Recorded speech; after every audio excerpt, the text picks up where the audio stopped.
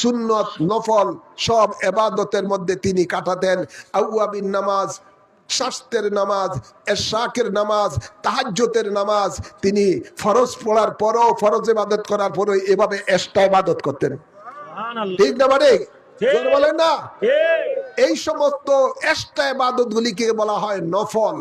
এই নফল ইবাদত যখন অধিক রূপে কোনো বান্দা বান্দি করবে আর হারাম হালাল বেঁচে চলবে, তখনই সেই বান্দার বান্দি আল্লাহর বন্ধুতে পরিণত হয়ে যায়।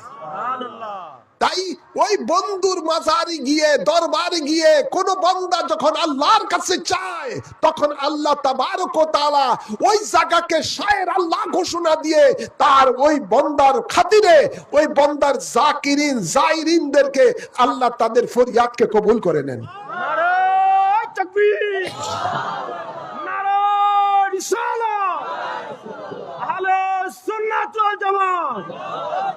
ওলি আল্লাহ যেখানে, ওলি আল্লাহ